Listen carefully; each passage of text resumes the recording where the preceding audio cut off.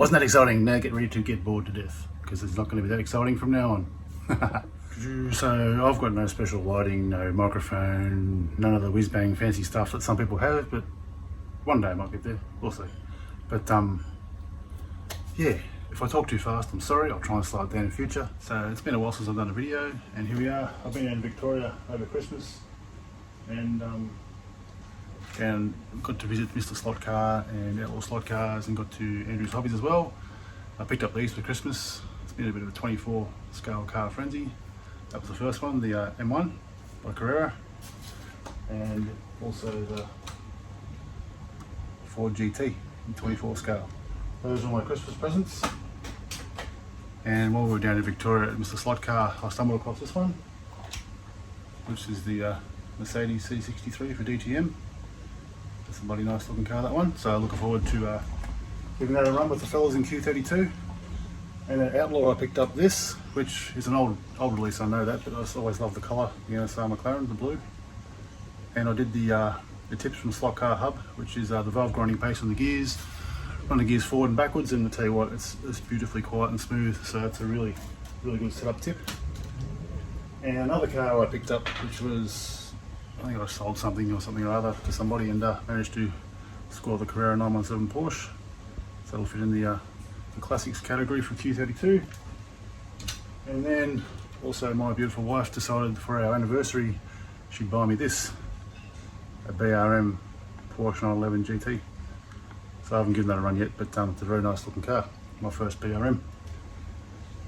But apart from being down in Vic and yeah, being home for about a month or so now, I thought I'd just do a little bit of a race report on the weekend, racing with the Q32 guys down the sunny coast. So I went down there last Saturday, and it was really more of a Q24 weekend because every class was 24 scale. So we ran the 24 scale Merits, which are the 50s Grand Prix cars, the BRM small sedans, I think they were. I didn't have one of those, so I was lent one of those. And we also ran the Carrera Group 5, which I got to run my M1 for the first time. And the Merits are a really good class. They're all custom made by Dave, the bodies. He either resin prints them or resin molds them. And he can either paint them or you paint them yourself. And I think the kit comes from Pendles or Penelope Pit Lane for the chassis and the motor and whatnot. And that was really close racing, and not fast, but really good. And so Pero, being a legend he is, let me one of his Merits, and stupid me, forgot to do a bit of practice. In the first heat I had no brakes on the controller, and coming into the loop, which you'll see on some of the video footage, I went flat out into the corner, braked late, and just went straight over the fence. So that was the end of that heat for me. But overall I think I came second. I don't know, I'll show the results anyway, but it was really close, and really good racing. And next class up was the BRM small sedan. So Andy, thanks Andy, lent me one of his, I think it was an Alpha, BRM Alpha. That was a really nice car to drive, and again, very close racing. And a lot of action. At one stage I was out getting something to eat or drink, and there was a lot of yelling and carrying on and yahooing, and I missed what happened, but yeah, it was really good. And yeah, I have to get one of those at some stage. I'll pick one of those up because they're a really nice car, and once you get a few tuning tips off some of the fellas who can set them up really nicely, there's a few of them down there that they're really nice to drive. Yeah, I should have mentioned at the start, 22 people turned up for race day, which is a big day. Across 3 classes times 3-minute heats over 4 lanes. It really eats up the day. So we have lunch as well, and there's a grazing table, and there's a drink fridge you pay $1 to get a drink out of, and water fountain as well. So it's a bloody great day, great setup, and it's just a bloody good bunch of fellas to race with. Under the last class was the 124 scale Carrera Group 5s. There's only 2 cars that fit in that class that Carrera make. It's the M1, which is technically, as it is not a Group 5 car because it's not the flared body, but anyway. And the Ford Capri.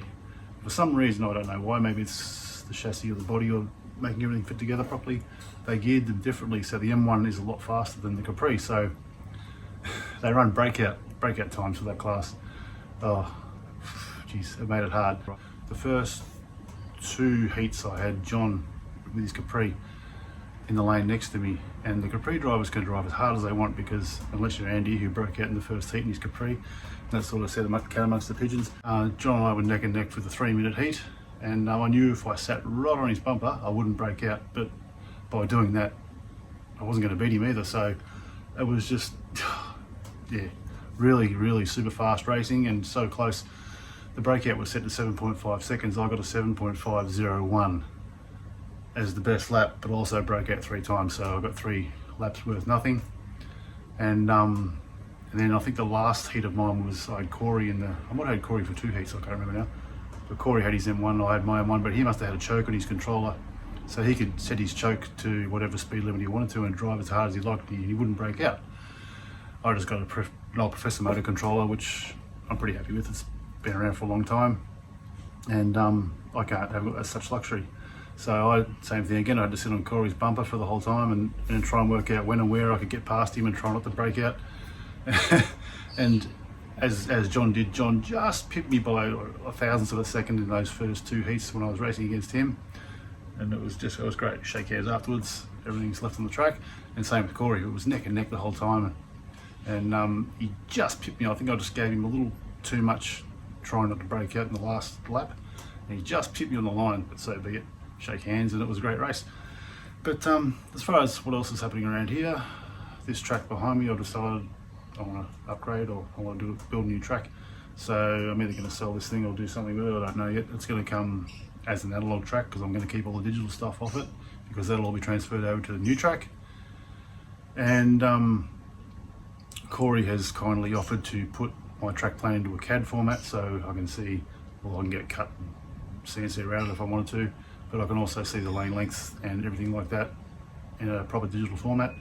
So I'm looking forward to seeing that when he gets around to it, but no rush. Say to you, Corey. So this track here behind me will go. I'm not sure whether someone out there is interested or not. I posted a thing on that Slot Car group last night looking for opinions on what people think it might be worth, because I've got no idea. I mean, you put a lot of love into these things is the main thing, but the cost of building it, the braid, the timber, the time, blah, blah, blah, it'll come with no power supply, it'll come with no digital parts, but they can be easily hooked up afterwards if someone decides they want to pick it up at some stage. But apart from that, yeah, I'm looking forward to the next time we get down to the Sunny Coast, race with the Q32 guys, which won't be for another month or so, I think now, so yeah. Thanks for watching. Cheers.